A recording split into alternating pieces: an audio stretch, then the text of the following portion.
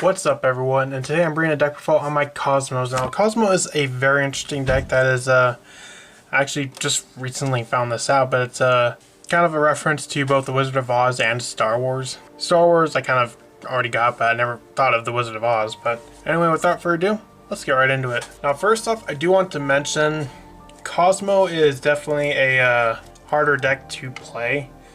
A deck like Cosmo, you really gotta know what your opponent's doing for it to be the most effective, because the way Cosmos work is you target the weakness of an individual deck, and that's where you strike. It's not a deck that's going to be summoning multiple negates or multiple disruptions, but it goes on a well-timed disruption. So first off, I run 3 Cosmo Tin Can. Tin Can is easily the ace pilot.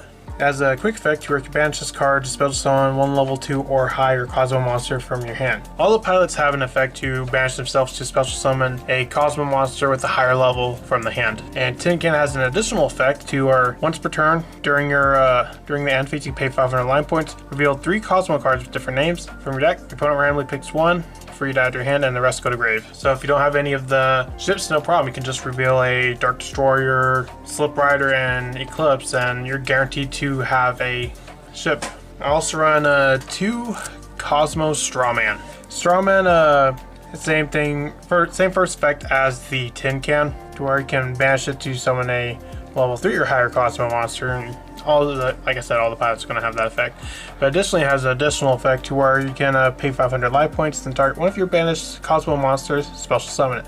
But its effects are negated and is destroyed during the end phase, which is kind of unfortunate. If it didn't negate the effects, that would be insane. But it's got to be balanced somehow.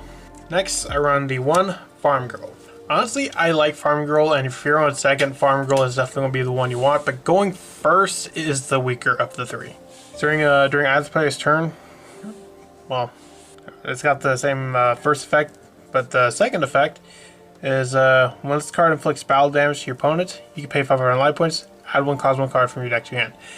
Now, the secondary effect is easily the best out of all of them, but it's you also can't do that on the first turn, unlike the other 2. Also run 1 Cosmo Dark Lady.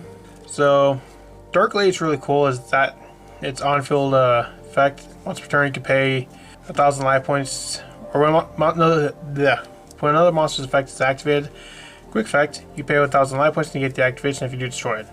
And also it's got the same banish to summon level 6 or higher from hand. Now we move on to the ships. And next we got my favorite card.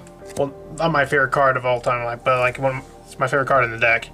That is Cosmo Dark Destroyer. I just really like the design, especially in the gold rare. Really nice. Premium gold, not the maximum gold. Maximum gold's trash. So if this card is normal special summoned, you could target one monster on the field, destroy it. And it's got a little bit of protection that it cannot be targeted by an opponent's monster or opponent's card effects. So something that, like let's say a Veiler or an Emperor, does not work on Dark Destroyer. And as a additional effect, if it's destroyed by Valor or card effect and sent to the graveyard, you can banish this card from your graveyard, special summon one level 7 or lower Cosmo monster from your deck. So the pilots, they banish themselves to summon a higher level Cosmo from hand. The ships are the reverse. They banish themselves when they leave the field to special summon a lower level from the deck. Also run 2 Slip Rider. Now when this card is normal special summon, you can target a spell trap card on the field, destroy it. So while the Dark Destroyer is monster removal, Slip Rider is spell and trap removal.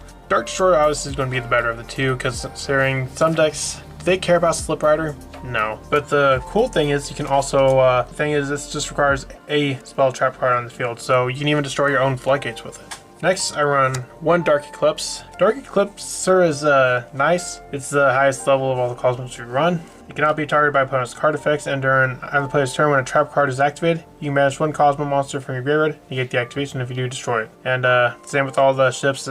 If it's destroyed by Valor card effect, you can add or you can banish it to add 1 level 8 or lower Cosmo monster from deck to your hand. So this one adds as opposed to searching. So it's not quite as good, but I more or less just run just because it's a bigger body, and sometimes it does come up. Also run the 1 Doge Fighter. Yes, I felt like calling it that. Once returned during the standby phase, you can special summon 1 Doge Fighter token with the same stats as the Doge Fighter. And if this card is destroyed by a card effect, like the rest of them, special summon a level 5 or lower Cosmo monster from your deck. Also run a Forerunner. Forerunner allows you to gain life points. So during your standby phase, gain 1,000 life points and Same as all the other ships, destroyed by a card effect. Summon a lower level from your deck. Now as far as hand traps, I run 3 Ash Blossom and Joy Spring, as well as 2 DD Crow. I feel like those are probably like the better of the hand traps. Obviously you can switch it out depending on, like if you want to run 3 Ash and 2 Nibiru or 2 something else. Like I've seen some builds run the Cyframe package, but I don't really like it as much as the other hand traps.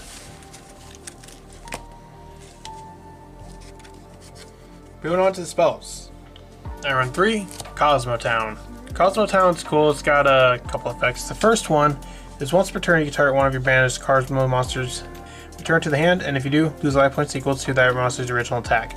And that's only a soft once per turn. Actually, both of their effects are soft per turns. So if you have multiple Cosmo Towns, you can use this effect multiple times, but you don't really need to.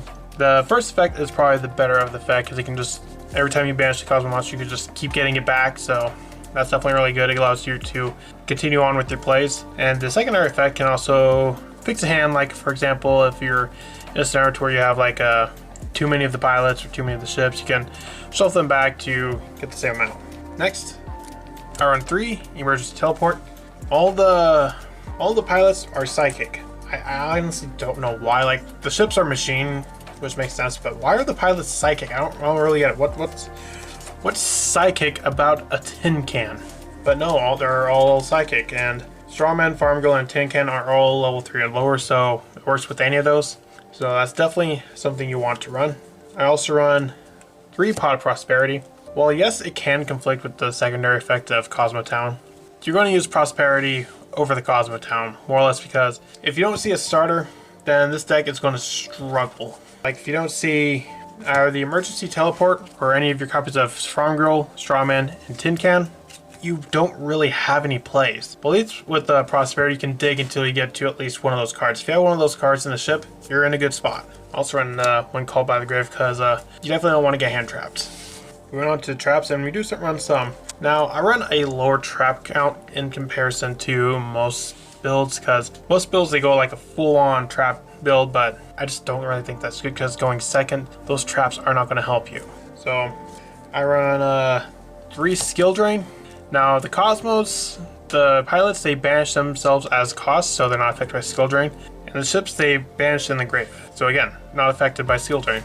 Skill Drain doesn't really hurt you. Like, sure, you can't pop with Dark Destroyer.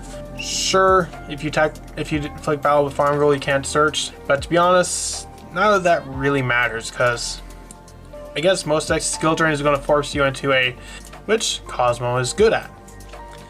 And it's mostly going to attack, which that does not work against Cosmo. There can be only one.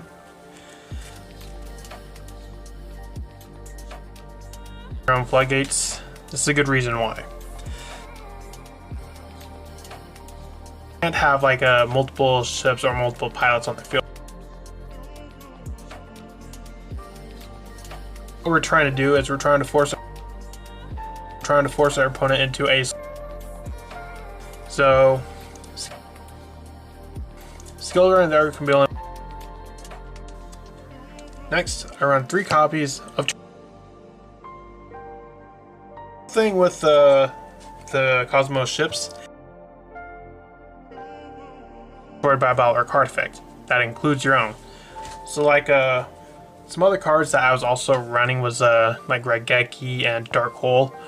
So like if you want to go like for more like a going second kind of build, like those are also options. But in the end, I figured the Skill Drain and There Can Only Be One are just much better than those. Because sure, Dark Hole can really do a lot of damage going second, but going first, it's not really going to do too much.